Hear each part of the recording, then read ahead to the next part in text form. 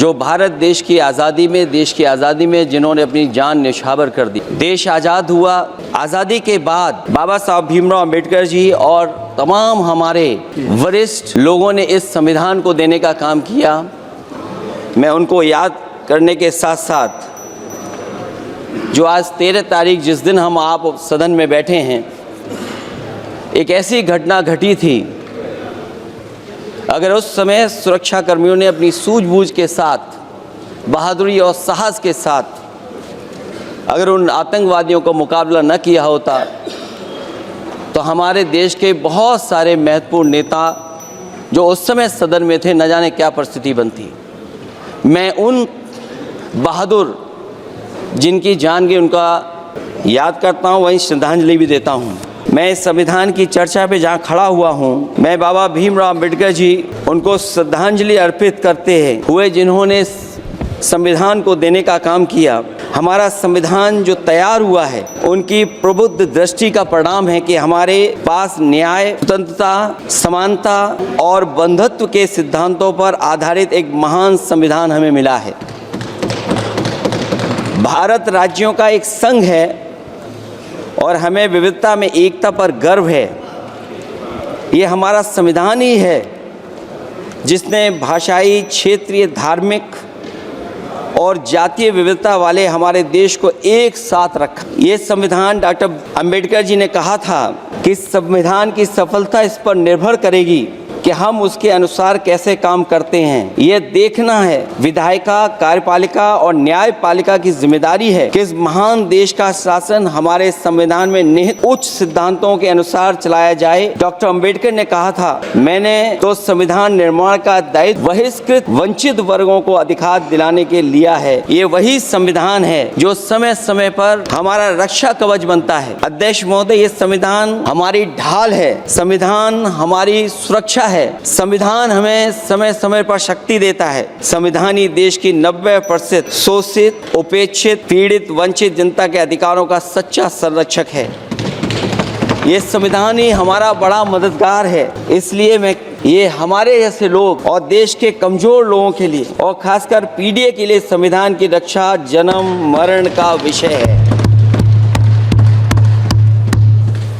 संविधान ही लोकतंत्र की प्राणवायु है और जहां बाबा साहब भीमराव अम्बेडकर जी ने इतना शानदार अच्छा संविधान दिया, वहीं डॉक्टर अम्बेडकर ने स्पष्ट कहा था, जो हमारे माननीय मंत्री जी ने भी सत्ता पक्ष से वो बात रखी और कहा था, संविधान कितना भी अच्छा हो, यदि उसे लागू करने वाले लोग अच्छे नहीं होंगे तो परिणाम अच्छे नहीं निकलेंगे। इसलिए अध्यक्ष महोदय, इस संविधान पर लगभग 75 वर्ष में के बाद भारत की संसद में फिर चर्चा हो रही है। मैं कई महत्वपूर्ण बिंदुओं पर अपनी बात को रखना चाहूँगा। अध्यक्ष महोदय, हमारे संविधान की प्रस्तावना संविधान का निचोड़ है। सरकार के उद्देश्यों और लक्ष्यों को स्पष्ट उल्लेख है प्रस्तावना में। मैं प्रारंभ करता हूँ संपूर्ण प्रभुत्व संपन्न समाजवादी धर्मप्रिय लोकतांत्रिक गणराज्य से। आज अध्यक्ष जी, सीमाओं की रक्षा करना संप्रभु का प्रथम कर्तव्य है। और अध्यक्ष महोदय, जिस देश की सीमाओं की सुरक्षा में जहां पर समय समय पर सेंध लगती हो, और हमारे माननीय मंत्री जी बेहतर जानते होंगे, कई जगह पर हमारी सीमाएं सिकुड़ रही हैं।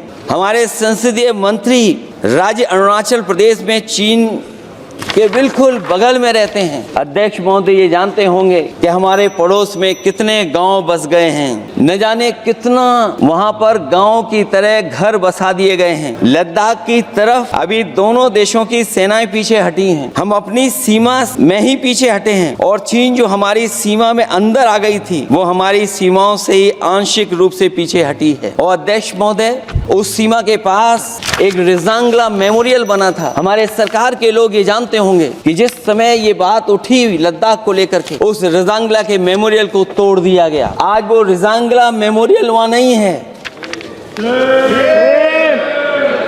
और उस लड़ाई के लिए अध्यक्ष महोदय, हमारी फौज के लिए कहा गया था कि हमारी वो बहादुर फौज है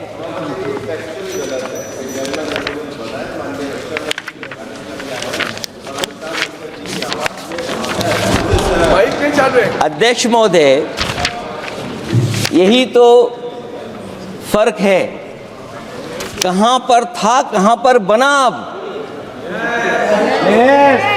और अध्यक्ष महोदय, मैं सरकार को बताना चाहता हूं, अध्यक्ष जी, मंत्री जानते होंगे, मंत्री जी, केवल 12 किलोमीटर सड़क बनी थी और पड़ोसी देश ने क्या क्या नहीं कहा गया। और वो समय आएगा जब हमें मानसरोवर और कैलाश पर्वत पे जाने के लिए भी वो देश हमें रोकने लगेगा। तो हमारी आज 75 साल बाद सीमाएं कितनी सुरक्षित हैं? क्या लद्दाख की वो फिंगर्स जहां पर हम पहले थे, क्या हमारी फौज वहीं खड़ी है कि नहीं खड़ी है?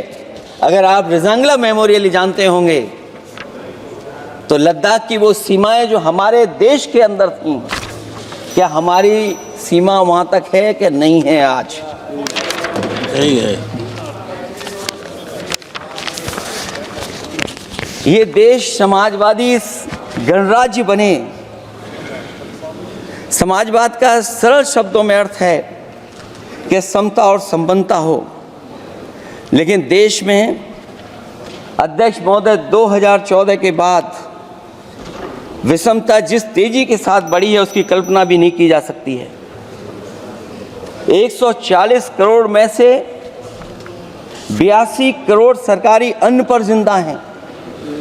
अध्यक्ष महोदय, जो देश को ये कहते हो कि हम दुनिया की सबसे तेज रफ्तार पे चलने वाली अर्थव्यवस्था बनने जा रहे हैं, 3 पर पहुंच गए और ऊपर जाएंगे। मैं सरकार से कहना चाहता हूं कि जब 82 करोड़ सरकारी अन्न पर जिंदा हैं और दूसरी तरफ देश की संपूर्ण संपत्ति के 2/3 हिस्से पर कुछ परिवारों का कब्जा है, अगर सरकार में ये बहादुरी और हिम्मत है तो इस 60% गरीबी के रेखा से नीचे रहने वाले लोगों की पर कैपिटा इनकम क्या है? अगर आपकी अर्थव्यवस्था ऊंचाई पर जा रही है तो हमारे जो गरीब लोग हैं, जो 60% गरीब लोग हैं, उनकी पर कैपिटा इनकम क्या है? और जहां समय समय पर सरकार अपने आंकड़े देती है, कम से कम ये आंकड़े भी दे दे कि गरीबी रेखा पर जो नीचे रहने वाले लोग हैं उनकी पर कैपिटा इनकम क्या है। इससे स्पष्ट हो जाएगा कि 5% लोगों की पर कैपिटा इनकम क्या है। हमारा प्रेमबली कहता है कि धर्म निरपेक्ष गणराज्य बने, राज्य की निगाह में सभी धर्म सम्मान हैं। हमारा सेकुलरिज्म हमें रिलीजियस इक्वलिटी का रास्ता दिखाता है। यही न अर्थ इसका है। क्या इस पर सरकार अमल कर रही है? देश के 20 करोड़ से ज़्यादा अल्पसंख्यकों के, विशेषकर मुसलमानों को दूसरे दर्जे का नागरिक बना देने का प्रयास चल रहा है। उन पर हो रहे अत्याचार प्रतिदिन बढ़ते जा रहे हैं। उनकी संपत्ति को लूटा जा रहा है, हत्याएं की जा रही हैं, घर तोड़े जा रहे हैं, उनके पूजा स्थलों पर कब्जा प्रशासन की मदद से किए जा रहे हैं। अगर ये धर्मनिरपेक्षता, तो धर्म शासित राज्य की क्या परिभाषा है? और हाल ही में हम लोगों ने अध्यक्ष महोदय उदाहरण देखा है कि किस तरीके से उत्तर प्रदेश में कई महत्वपूर्ण जगह पर इस तरह की घटनाएं जानबूझ करके की गई। मुझे याद है उस समय, जिस समय उत्तर प्रदेश का इलेक्शन चल रहा था, बहुत से लोगों को वोट डालने का अधिकार जिनको था, उनको अधिकार से रोका गया और जो लोग वोट डालने जा रहे थे उन्हें डराया धमकाया जा रहा था। ऐसे इंतजाम किए गए थे कि ये वोट डालने के लिए वोट बूथ तक न पहुंच पाए। वो तस्वीरें अध्यक्ष महोदय न केवल हम लोगों ने देखी, बल्कि पूरे देश और दुनिया ने देखी होंगी कि किस तरीके से उत्तर प्रदेश की सरकार के प्रशासन के इशारे पर एक पुलिस के अधिकारी ने महिलाओं को वोट से डालने से रोका और रिवॉल्वर दिखा करके कहा कि वोट डालने नहीं जाओगे। मैं उन बहादुर महिलाओं को बधाई देना चाहता हूं कि उन्होंने परवाह नहीं की और उन्होंने कहा कि इससे कुछ जान जाने वाली नहीं, अगर जान भी जाएगी तो हम वोट डाल करके आएंगे। क्या यही लोकतांत्रिक गणराज्य है? सच्चे लोकतंत्र में जनता शुद्धतापूर्वक मतदान के माध्यम से अपनी सरकार चुनती है। क्या हम सही अर्थों में लोकतांत्रिक व्यवस्था में जी रहे हैं, जहां सरकार मशीन और सरकारी मशीनरी के जरिए जहां चाहे अपनी सरकार बना लेती है, जनता के मत का कोई अर्थ नहीं रखे हैं, वह लोकतंत्र नहीं कहा जा सकता है। यह व्यवस्था जब तेजी से लोकतंत्र में तानाशाही की तरफ बढ़ रही है, हिटलर ने भी तो जनता द्वारा चुने जाने के बाद संविधान में संशोधन करके तानाशाही कायम कर दी थी। हमारी सरकार भी उसी के समांतर चलने का प्रयास कर रही है।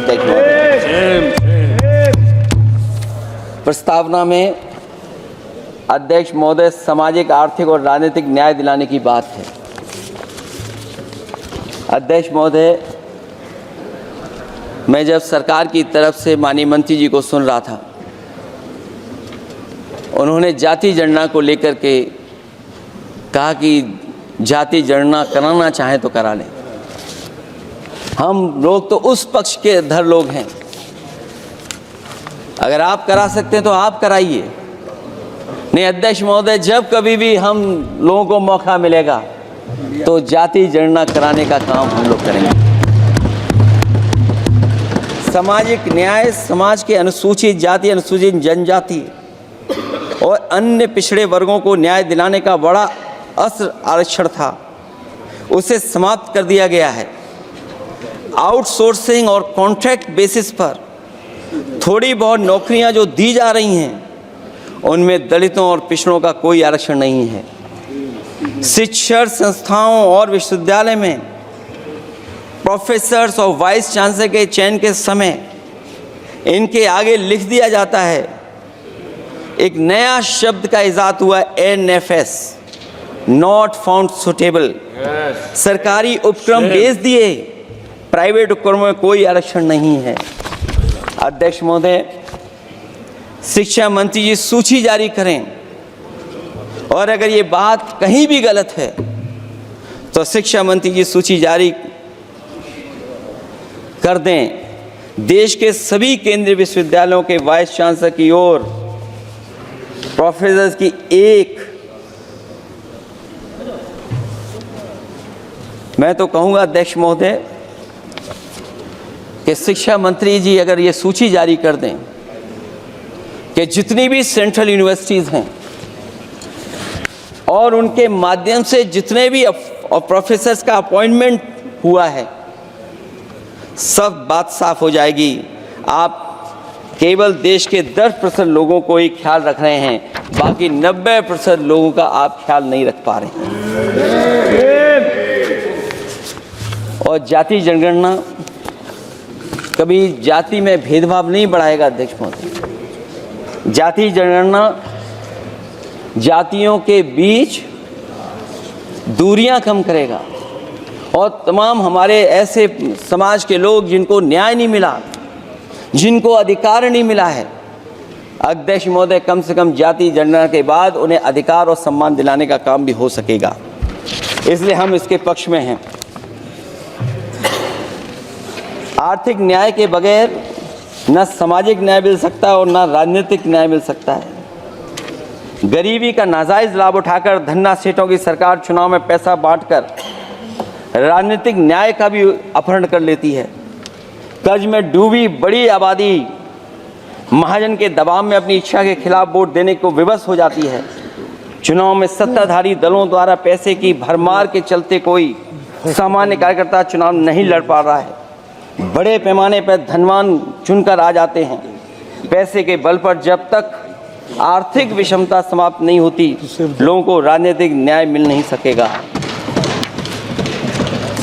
प्रस्तावों में आगे जो लक्ष्य है, विचार, व्यक्ति विश्वास, पंथ और उपासना की स्वतंत्रता, अन्याय के खिलाफ विचार व्यक्त करने पर जेल, अभिव्यक्ति की स्वतंत्रता का अर्थ है देशद्रोह। अगर भाजपा के मत के नहीं हैं, दूसरे धर्म के हैं तो प्रताड़ना के हकदार हैं। और अब तो उपासना करने पर भी दिक्कत है, क्योंकि हर मस्जिद के नीचे मंदिर खोजने वाले तत्व इस देश को शांति से रखना ही नहीं चाहते हैं। उन्हें कानून की कोई परवाह नहीं है। मैं इस मौके पर धन्यवाद देना चाहता हूं। सुप्रीम कोर्ट का कम से कम वो फैसला आया है जहां कुछ दिनों के लिए ये पाबंदी लगाई गई।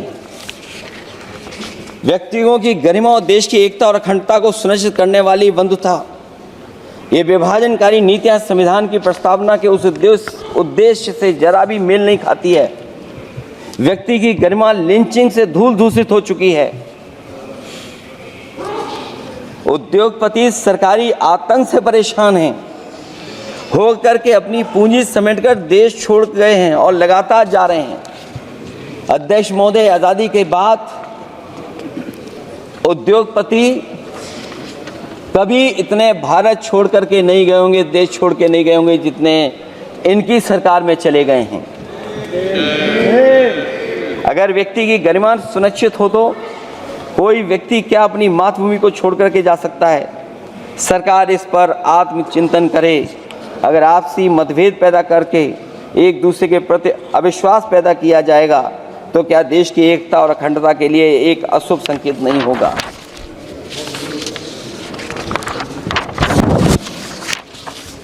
अध्यक्ष महोदय, आर्टिकल 14 कानून के समक्ष समानता, भारत के अंदर किसी भी व्यक्ति को राज्य कानून के समक्ष समानता को डिनाई नहीं कर सकता है। हो क्या रहा है, एक ही कानून कुछ लोगों के लिए अलग है और दूसरों के लिए अलग। अगर सत्ता पक्ष का व्यक्ति गेरुआ गमछा पहनकर गालियों को गाली दे दे तो जी हजूरी और दूसरा न्याय मांगने जाए तो उसे लाठी। क्या ये अनुच्छेद 14 का अनुपालन हो रहा है? अध्यक्ष महोदय, किसी भी व्यक्ति को उसके जीवन और दैहिक स्वतंत्रता से कानून सम्मत प्रक्रिया के बगैर वंचित नहीं किया जा सकता। ये सबसे महत्वपूर्ण मौलिक अधिकार है, लेकिन सबसे ज़्यादा इसी का दुरुपयोग हो रहा है। फर्जी मुठभेड़ में हत्याएं, जेल के अंदर हत्याएं और पुलिस अपरीक्षा में हत्याएं। आदमी कहीं भी सुरक्षित नहीं है। ईडी का तो ऐसा कानून बना दिया गया है कि बिना एफआईआर, बिना नोटिस किसी को भी बंद कर दो। लोकतंत्र फासिज्म में बदल रहा है। और अध्यक्ष महोदय, क्योंकि उत्तर प्रदेश की चर्चा सत्ता पक्ष से भी हुई, जो हालात उत्तर प्रदेश में हैं, ऐसे हालात कभी किसी ने पहले नहीं देखे।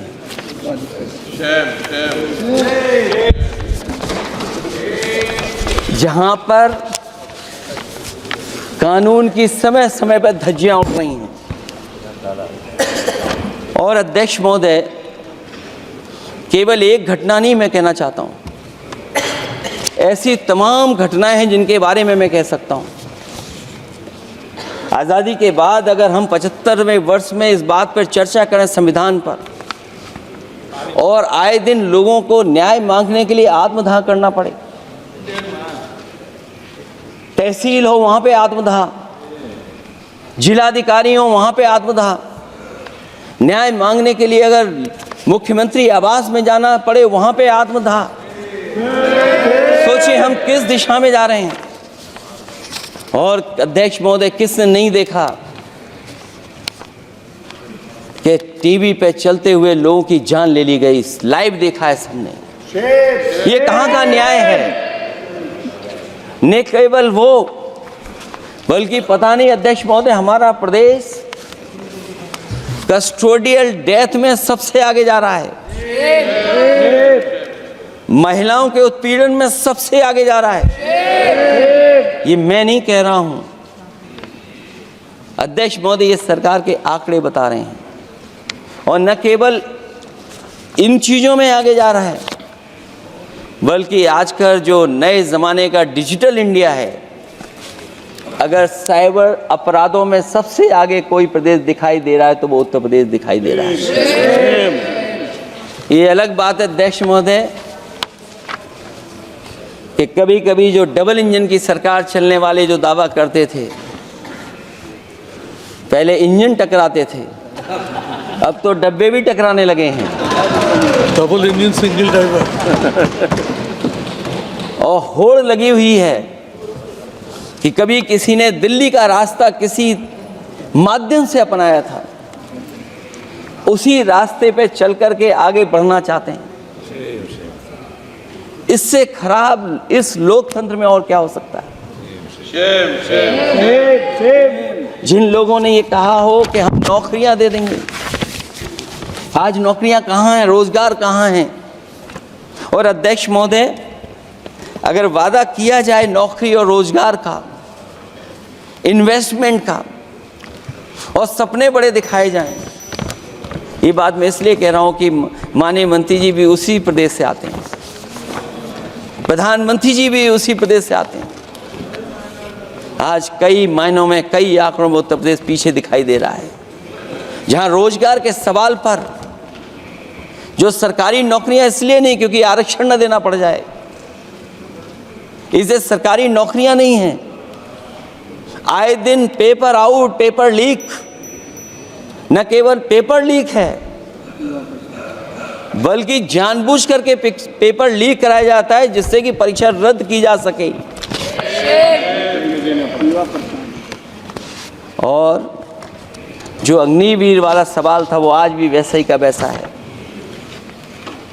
हम लोग अग्निवीर वाली व्यवस्था कभी स्वीकार नहीं कर सकते हैं। जो पहले भर्ती जैसी होती थी अध्यक्ष महोदय, अगर वैसी ही भर्ती होगी तो हमारी सीमाएं और सुरक्षित होंगी, हमारे और नौजवान जाकर के देश की असली पक्की वर्दी पहनने का काम करेंगे। ये अध्यक्ष महोदय कैसी चर्चा संविधान की जो है बिना प्रधान की।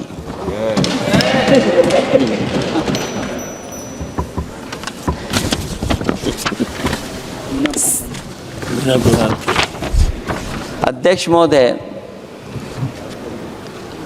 इस सरकार में जो लोकतंत्र के साथ खिलवाड़ हुआ है, इतना कभी खिलवाड़ नहीं हुई होगी।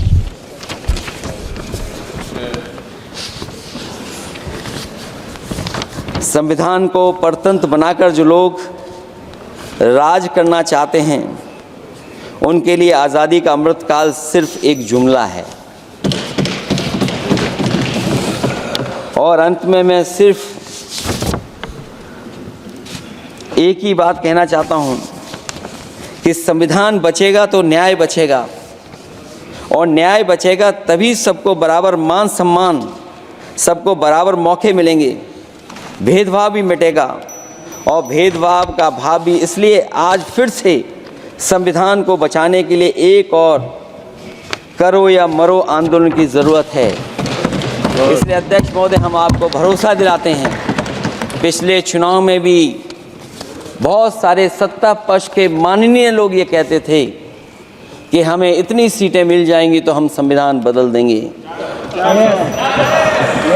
अध्यक्ष महोदय, मैं आपके माध्यम से जनता का धन्यवाद देना चाहता हूं कि उन्होंने 400 पार के नारे को गिरा दिया और विपक्ष को इतनी ताकत दे दी कि इनकी जो सपना था संविधान बदलने को, उस सपने को तोड़ने का काम किया। अध्यक्ष महोदय, बहुत सारे साथी इधर के ही उधर हैं, अगर उधर वाले इधर आ गए उसी दिन ये सत्ता से बाहर हो जाएंगे। अध्यक्ष महोदय, आखिरी में मैं कुछ लाइनें कहकर के अपनी बात खत्म करना चाहता हूं। न मेरा है न तेरा है, ये हिंदुस्तान सबका है, नहीं समझी गई ये बात तो नुकसान सबका है। हजारों रास्ते खोजे गए उस तक पहुंचने के, मगर पहुंचे हुए ये कह गए भगवान सबका है। जो इसमें मिल गई नदियां वो दिखाई नहीं देती, महासागर बनाने में मगर एहसान सबका है।